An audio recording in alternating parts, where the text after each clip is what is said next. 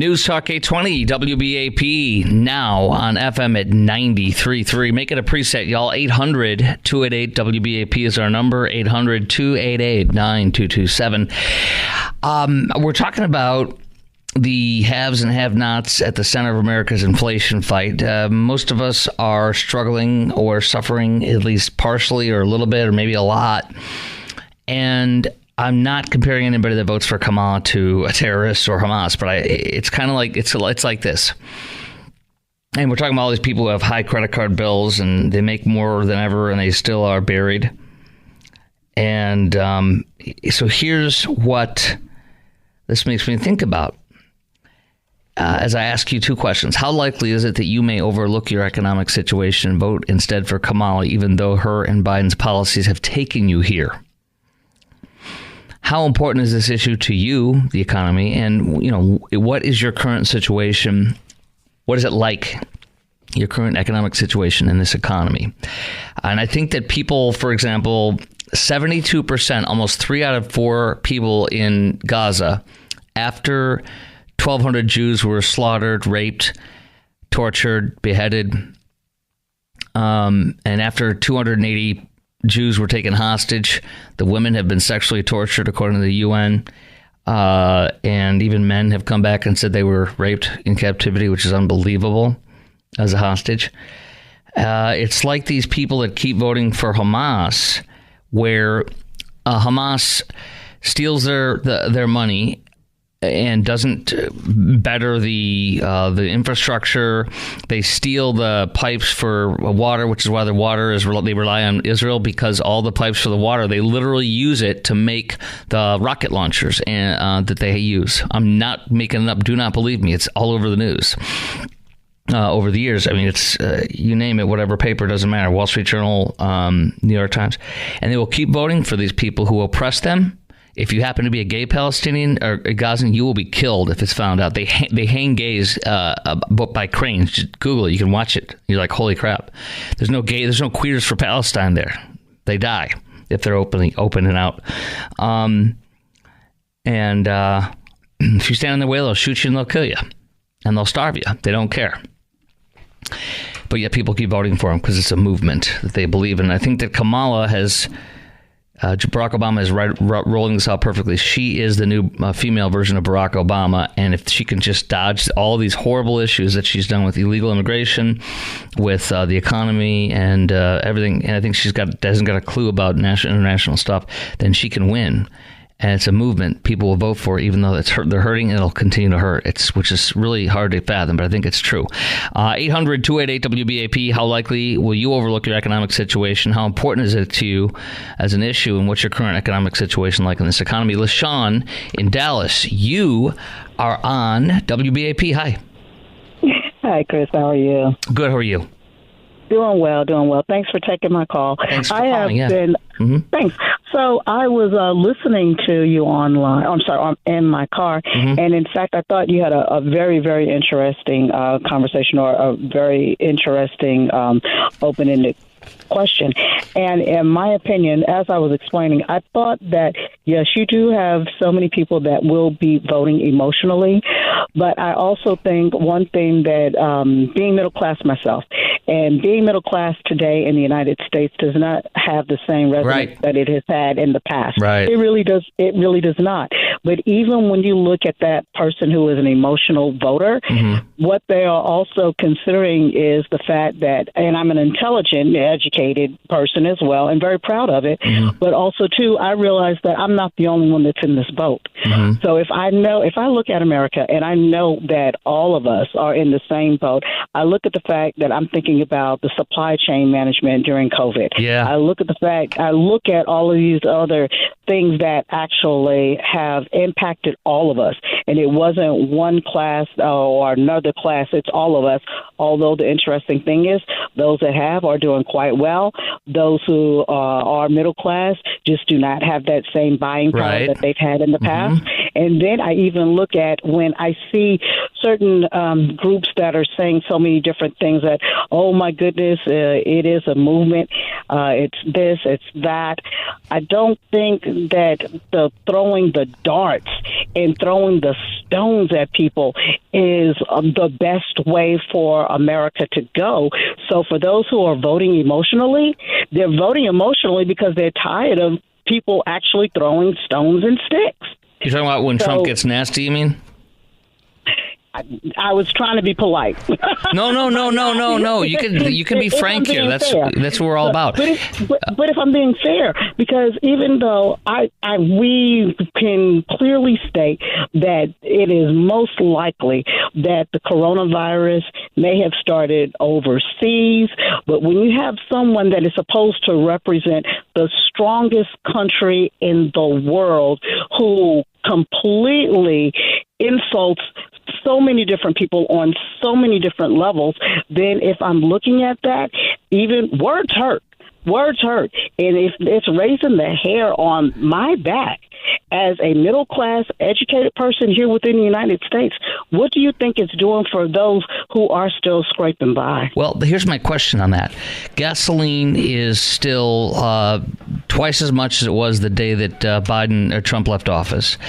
Inflation is skyrocketed under Joe Biden. It was 1.4% the day Joe Biden took office. Inflation. It went up under Joe Biden a year and a half later to 9.1%. It has never gone down, as you and I know. When you go to the grocery store, the egg prices that have skyrocketed and stayed high, they're never going to go back down. I had a listener about a year ago that asked me, Chris, are these prices in the grocery store ever going to go back? They're not. And so the gasoline per gallon is almost double what it was the day Trump was there.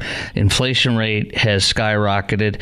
The real wages, which is the raises you and I may have gotten in the every year or since then to help make up for inflation, are still negative. So if you've gotten 5% or 10% raises every year, real wages in America, average across the country, are still down. You're still losing money no matter how much your raise has been on average in this country. So we're losing money, and we've been losing money for every year for 4 years straight under this country. We have wars raging all over the country that began under Joe Biden and Kamala's leadership. He yanked out of Afghanistan as a disaster. I'm sure you would agree with that. He said it was great. Kamala said I was the last one in the room, and I agreed with what he did. And he left a disaster. He left Bagram Air Force Base, which is $1 billion Air Force Base that you and I paid for, state of the art. We could operate out of the Middle East, and he was going to keep Trump was going to keep 2,500 soldiers in there to go after Al Qaeda, ISIS, and we could do stuff in the Middle East right now from there with everything that we're seeing going on. He left that, and 3 days later, because ISIS and Al Qaeda had thousands of people that were captured that were freed, and one of them got free, and 3 days later killed 13 of our soldiers and maimed dozens others. That showed Russia and Iran and North Korea that they could mess with us and we wouldn't do anything. And then Russia surrounded Ukraine and 70,000 troops. And Biden was asked, and he didn't build up anything or provide weapons or any kind of support to Ukraine to scare the crap out of Russia. And he was asked, what would they do if they go in? He said a small incursion would be okay, which is like, what the heck did you just say? They went in, they felt Afghanistan showed that he didn't have cojones like Trump did. Then that's where we're at with Ukraine, and he won't provide enough to let them finish the job. So we're at a permanent stalemate, which is hurting lots of people in the economy. And then you see Iran do what it never did under 4 years of Trump. It invades Israel and slaughters those Jewish people, and it skyrockets all the Middle East and the instability and war. And now you're seeing war break out with Hezbollah to the north in Lebanon. You're seeing, Israel has to defend itself, so it took out a high-level Hamas member that was in Tehran in Iran. Iran sponsors all the terrorism. The Red Sea is not navigable anymore, so we can't get goods and services. The world can't. The Red Sea shut down because Joe Biden, he took the Houthis, one of the terrorist groups out of Yemen, and took them off the terror watch list. Our Navy is at the highest battle since World War II, according to the Navy. CENTCOM commander keeps asking can we please take out the Houthis as terrorists, and they keep saying no. So we're at a war there. We got a war in Ukraine Ukraine. We abandoned in Afghanistan. So all this is happening under Biden and Kamala, and people are willing to, as they're suffering with gas. Oh, by the way, your insurance. Do you know insurance went up 22% just since last year because of all this inflation? And actually, I was going to jump in on that. Yeah, because the inflation, the high rate of interest rates for a credit card, but the debt is at highest levels almost ever seen because people are living beyond their means because they can't afford to live. And then you're doing that with the housing. The interest rates are historical highs from like 30, 40 years. Okay. So everything's a disaster on fire, but people are still willing to vote for Kamala, even though they know that this is the kind of thing they've gotten from the Biden administration in 4 years. Are you going to be doing that too because of the feeling and the movement and the disdain for Trump being so nasty? I don't like Trump. I won't pretend, though. I'll put that out there. Yeah, please. Be honest. I want that. And that's just being fair. But also, too, even as you were talking about so many different things that are happening internationally, and, this didn't happen under Trump, this, that, and the other. And I agree with almost everything you've said. So we can agree on that. And I will also tell you this, even as we're talking on the phone right now, or as I'm talking with you, do you notice the level of civility that you and I are sharing amongst each other? We don't have to be on the same side, and that's fine. But from what we're seeing, with so many people talking about the level of dislike or disdain, well, my question for you though, is: are you willing to? Did you vote for? Who did you vote for in the last two elections? And I did vote. I did vote for Biden, and I vote for Biden because I did for me, and I think even with the world, even as we're talking about Trump, I don't think that they think that he is so strong. I think that they think that he is so unstable himself. Yes, that's all that matters. They're afraid. They're afraid. They're afraid. Yes. But why do we need to? We're not an America that we don't need to make people afraid of us. We do need them to respect us. That is true. But at the same time, the individual is unstable. And I think that Trump is the type of dude that will write a check that America as a whole shouldn't have to cash. That dude to me doesn't make much sense. Okay, now, so then what are you going to do? Oh, I forgot the border. Kamala has overseen the border, and 11 million people have invaded. And we got Jocelyn Nungare being raped for 2 hours and then murdered a 12-year-old girl in Houston. We have another woman that was at a carjacking a grandma and was run over in Virginia yesterday. They're all illegals. They're gang rape. They murdered Laken Riley in Georgia. They're two Haitian illegals flown in by Kamala and Joe directly into the country, not even going through the border, raped a 15-year-old girl and a developmentally handicapped woman in Boston. Boston can't afford it anymore. They're going bankrupt, they said, because they have so many illegals and they can't afford to pay for any of this stuff. New York, there's gangs from Venezuelan gang trained to Aragua. They're shooting at cops. So all this has happened under Joe and Kamala's watch. Are you going to? So my last question, because I got to let you go, but you've been amazing, and I want you to keep calling in. You as well. Thank you. Thank you. What are you voting for Kamala right now, and you get to change your vote possibly, or is it Kamala all the way, no matter what, as of right now? I'll tell you what. If, in fact, the Republican side gives me someone who is stable and makes sense for all of America, I would consider. I am not a diehard X, Y, or Z. Good. But I am a diehard common sense person. And I do not think that the Republican Party has put forth the person that is actually going to represent all of America. We, in fact, have come so far. Okay. So far as a country to have someone say, oh, well, we're terrible, or we're just the worst, or we're this, especially when this is the same person, even with everything that you've stated, Chris, and I appreciate it, no one is saying, hey, January 6th was actually a true insurrection. And all of course it wasn't. It wasn't. It wasn't, but it was. Well, let me just tell you real quick on that. Joe Biden said you can't overthrow this country. You're going to need an F-15. Nobody had a gun. Nobody had a weapon. And in fact, the only person that was killed on that day was an unarmed protester. And in fact, a real insurrection is when you try to overthrow the government. And what happened was Yevgeny Prigozhin was the Russian for the head of the Wagner Group, which is that fighting force that has 80,000 troops that Putin uses as his mini army. He did not like the way the general was prosecuting the Ukraine war under Putin. He led thousands of troops. He got 156 miles south of Moscow. Putin put tanks all around it. Yevgeny Prigozhin's thousands of forces shot a $1 billion jet, state of the art, out of the sky, and he shot out a helicopter out of the sky, and he killed 8 troops. That's an insurrection. So yes or no, Kamala or Kamala or Trump voting? What do you say? Yes or no? I got to go. Which one? Gotcha. Kamala for me. Okay. Thank you for your call. You've been great. Keep it up. All right. There you go. See what I say? 800-288-WBAP. Chris Crock Show, News Talk 820 WBAP. I want to talk about our nice caller we just had on. She and I had a great conversation. As she said, it was civil, and because I didn't, I want to do a probatory, probing.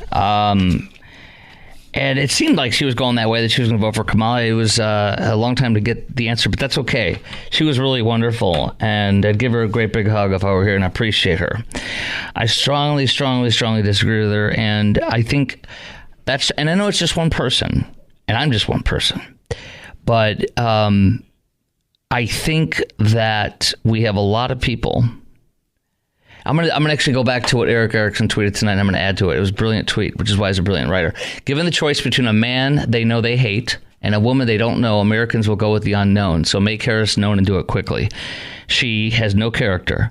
She told us she was rabidly pro-immigration. She wants to give free health care, pro-illegal immigration.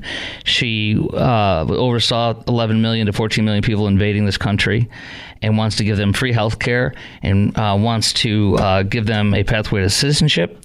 She's the most liberal senator in 2019, rated by nonpartisan GovTrack, even more liberal than Bernie Sanders and Elizabeth Warren.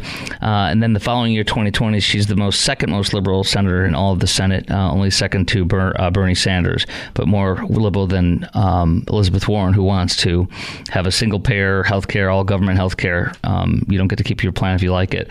And also wants to make these illegals that have flooded this country, that are hurting us, raping us, destroying us, stealing jobs, hurting local communities, including many African American communities across the country. She wants to make them citizens, and then they can vote. They're from 160 countries, and then a lot of terrorists have flooded our country. 165 in 1 year, and under Trump, 1 year there was none. So it's just we're in a bad way as a country, and there's people that don't know her and know that she is totally flip-flopped on gas, energy, fracking, guns, illegal immigration, and so many things. And if we're busy in the mire and the mud fighting like today with Trump and yesterday, we're going to lose. And we must define her. Not we. I'm not him, but I'm just saying we because I'm a voter of his, a supporter of his.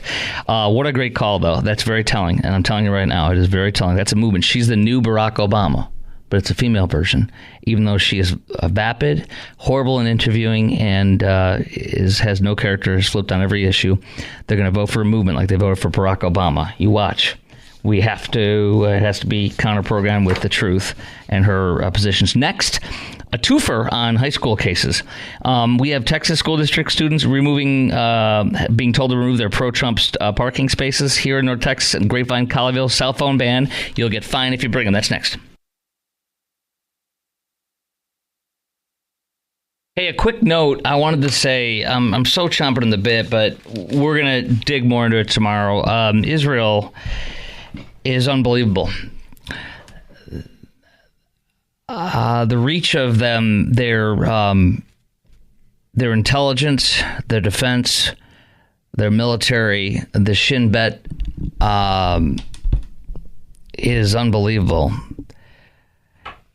And there's 3 billionaires I've been telling you about that are in charge of, they run Hamas, and they allow all of the Gazans to live poor. They don't live in Gaza. They never will. They're billionaires because everybody in Gaza is poor for the most part. And they stay in 5-star luxury high-rise hotels in Qatar while they keep their billions and their sons fly around all over the world, while they're slaughtering Jews, kidnapping. They hatched the plan. They did it. They love seeing Jews killed, beheaded, and raped and kidnapped. It's just sick. He went to Iran for 24 hours or 2 days. He went into Tehran because they control Hamas. They run them. They train them. They trained them at one of their bases in Iran to go kill those Jews and fly in with the paragliders. That's Iranian hallmark. They host them at their base where the IRCG, Iranian Republican Revolutionary Guard Corps, has their base where they train. And they sent them back. So they gave them all the armament, all the money, all the training, and then to go kill those Jews and go start a war. And then we'll play victim, and we'll get people like Kamala and Joe and Democrats and liberals to hate Jews and hate Israel and to wipe them off the map, which is in Hamas's charter, to kill every Jew and to wipe out Israel off the map and take it over. And for Iran to wipe Israel off the map is in their charters too, and it's in their public stated documents for both Hamas and Iran. Hamas is the little bastard child of Iran, okay? And they're a terrorist organization, okay? And we know that. We call it that. Anyways, so the guy was in, the top billionaire dude, Ismail Hamaya, was in, went from luxury in Qatar over to Iran and as a guest of the supreme leader, Ayatollah Khamenei, and was there for a ceremony for the new president to be sworn in Iran. And he was in his room. And it is believed that that Israel had a little spike bomb, a little spike missile that they literally launched from inside of Iran in Tehran. And it went up, bloop, flew around a little bit, and then went right into his freaking room and killed and blew up his room only. There were others in Tehran. And there were a repressive regime where you can't get in or out. The Israeli intelligence works in there. They're freaking brilliant. I love them. And then also you had the top commander in Hezbollah, which Iran funds, trains, and arms, and gives serious, amazing missiles to Hezbollah. And they launched the missile attack the other day. They killed 12 Druish, not Jewish, but Druish, D-R-U-I, I can't spell it right, but in a settlement in North Israel, or in a small town. And they were on a athletic field, and the missiles hit them and killed them. And so obviously you strike back. You don't take that. Biden's people said, don't do anything, don't respond. We don't want escalation. And they said it's a red line, don't attack. Don't bomb Beirut where this leader was that did this.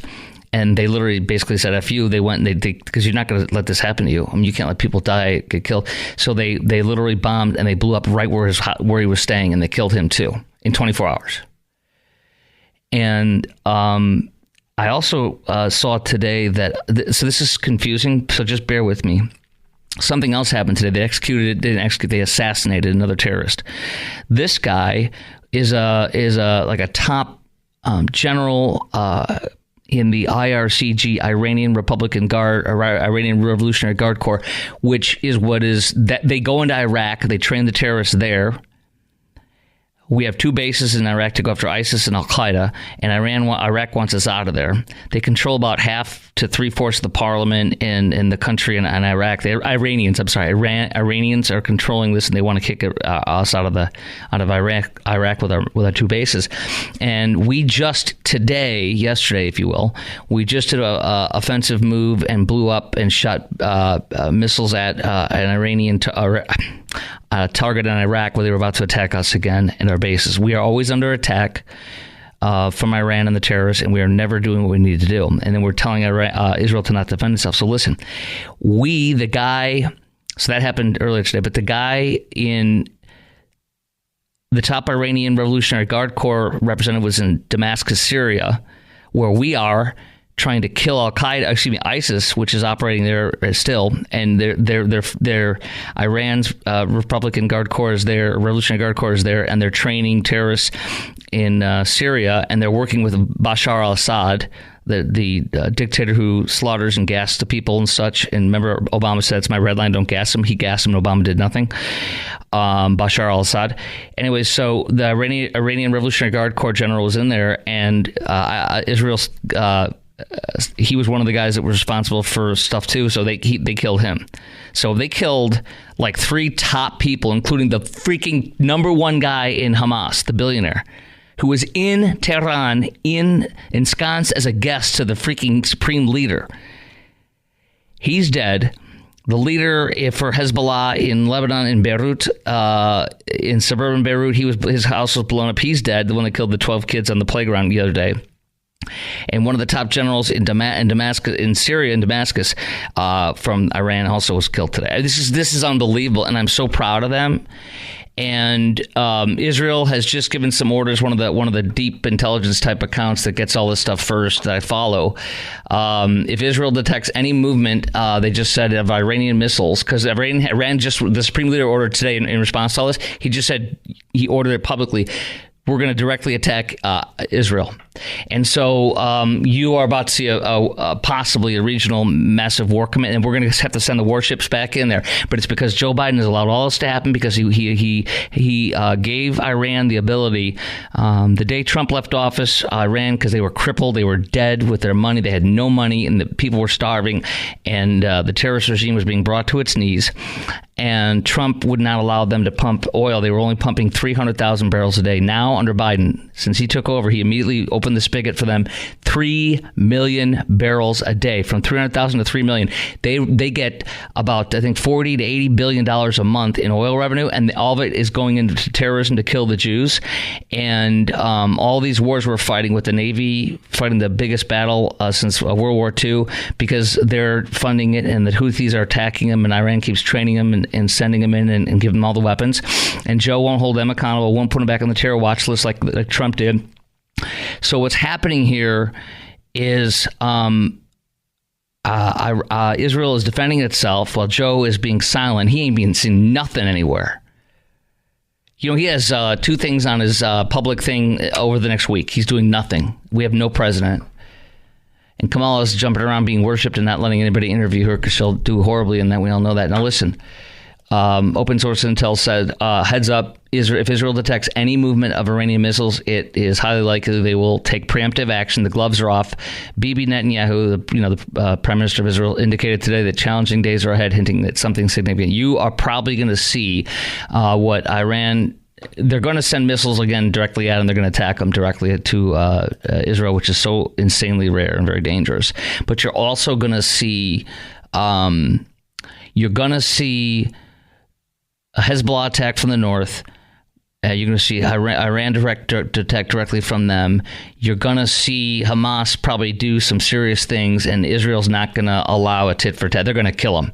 And what I love about our brothers in Israel and sisters is this. You can kill them like the terrorists did, like the Palestinian terrorists did at Munich 72 at the Olympics. And they held all these Jewish Israeli Olympians hostage.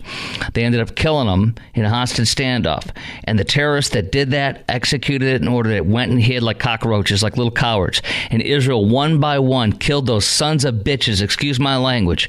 And one of them, they had to wait 10 or 12 years. And that son of a bee was on the street in Europe, living life up to the high life, when an Israeli guy came up and said, hey, it's me, a big fat Jew, boom, and just shot him dead in the street. And I couldn't be happier telling you that story. They will get you. They will get you, and they will take your bleep out. And I stand with them 100%, and I can't wait for them to just continue to defend themselves, not to start a war. They don't want this. But there was a ceasefire on October 6th that was broken on October 7th by the terrorists, Hamas, and Iran at Iran's direction. So here we are, and unfortunately, we're not backing them up. And did you know that Britain had liberal people taken over, like the Kamala types, and they are now saying they're going to end arms and ammo. We are this country with people willing to vote for somebody who will hurt them more and take our country further in a socialist, leftist direction in America. And you have countries that are staunch allies not helping Israel like they used to. And our president and Kamala saying bad things to Israel about Gaza. Oh, they're eating feed. They're eating like grass and feed. That's a lie. That's a lie. The Wall Street Journal talked about it today. They're like, that is a freaking lie. She takes the bait from Jew-hating Hamas and terrorist people, and she takes it. She talks about it. She's like, these people are suffering. No, they're not. Israel, and the Journal said this today. Have you ever heard of an enemy providing more food to Gazans? The enemy that's attacking them. They're giving them food, all the food they have. They have more food. This is what the Journal said today. There is more food at a less expensive price in Gaza than there is in Israel, and they're getting destroyed by Kamala. I mean, this is the world and this country is falling. I'm not trying to make too panic, but I'm telling you. All right, I'll get to the phone stuff next. I'm sorry, but this felt pressing, okay? That's next on the Chris Crock Show, News Talk 820 WBAP, now on FM 93.3. Okay, phones. This is another school district to ban phones, and I totally agree. Grapevine Colleyville cell phone ban is the latest ISD to ban phones, says WFA TV Channel 8. $15 fine if you get caught. I like that, don't you? I think you should. Can I tell you this? I think if they want to do a $15 fine on the first time you get caught, Producer Garrett, you're younger. I mean, you graduated college, 2 years ago? 3 years ago? Okay, so you're not too far. What year did you graduate? 23? Okay, you're getting old, Broham. Okay. By the way, what year did you graduate high school then? 2019. Okay. Do you think a $15 fine on the first offense would work, or do you think that's kind of lame? I mean, you're broke. You don't have much money if you're in high school usually. Not enough. I agree with you. It's a tiny slap on the wrist, isn't it? Even for a kid. Okay, with the Bidenomics, the Bidenflation, now the Kamalaflation, if you will,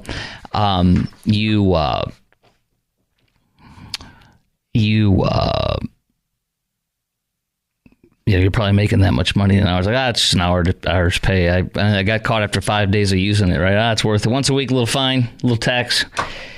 Okay, so GCISD approved the new policies last night. This was from yesterday. They will change. The change goes into effect this coming year. Elementary, middle, high school, differently affected. Elementary can't use phones at all. That's right. Middle schoolers at lunch, and high schoolers, I mean, lunch is fine, I guess, right? And then high schoolers allowed to use them between classes and during lunch. That's not too bad. Richardson ISD requires some to lock away their phones. That's what I would do. Honestly, if you get caught, I would just say, hey, no problem. You get caught, here's what's going to happen. It gets confiscated. You don't get it back until your parent comes. How's that? Student and parent have to come together, and we'll make you sign a little thing acknowledging that it was violated, and not that if it happens again, this is the next thing that will happen. You get a parent to have to show up, it ain't going to happen again. Agreed? You literally lose the phone unless you're not a parent, but I'm sure you can remember your parents, Producer Garrett. Hopefully you're not a parent yet, unless you're married. He's like, he's got 10 kids. Oh, boy, you got 10 kids already? My gosh, dude. With 10 different women? Oh, dude, more? Oh, come on, dude. What up? Tie that thing in a knot. You're Nick Cannon. Yeah. I don't know all about it, but I know the name. Okay. How many kids does he have? 12? And just with they're all different moms. That's right. Good. There you go. That's how it should be. You don't want to be married. You don't want to be committed, or don't raise a kid in a 2-parent home. Okay. Mansfield ISD says $15. I'm sorry, that's Mansfield that does that. Oh, and they're going to do it too there, I should say. Okay, and then Keller, same thing. Fort Worth and Arlington. Fort Worth and Arlington let you use the phone during the school day for instructional purposes. That's a cop-out, and that's BS. Do you want children, your kids, being fined if they have cell phones? Do you want? How do you want? Let me ask it this way: how do you want your school district to handle your kids' cell phones? How do you want them to do this? Do you want them to confiscate them, force you to pick them up so that they won't do it, and then you give them a scolding and it won't happen again? What do you want your kids' policy to be? 800-288-WBAP is our number. 800-288-9227. That's 800-288-WBAP. Chime in right now. We have lines wide open. Here's what it says, though. At Grapevine Colleyville, trustees acknowledged, WFA says, that enforcement will be tough for teachers and ask parents to give help. These poor teachers have to do everything, and they get in trouble when they do the right job, the right thing, for discipline.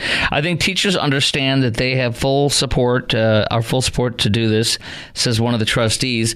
If the middle and high schoolers get caught, at unauthorized time. It's confiscated, returned to them at the end of the day, and then punishments can escalate to a $15 fine. Escalate. Oh, this is alarming. Well, you got to pay $1 fine. Oh, man. Right? And it's like this. It's like, oh, man. Where is it? There it is. Here's $1. Get caught again. Oh, it's $2. Whoa. It's double. The next one. It's $4. Oh, no. Although eventually it'll be, anyways, the point being is I think it should be higher. I think you're right, but they're trying to be realistic. So I think it should be 15 on the first time, and then second time parents have to come and get it. Something like that. And, but that's my thing. Third time, you're on in-school suspension or something like that. I mean, it's outright defiance after the second time,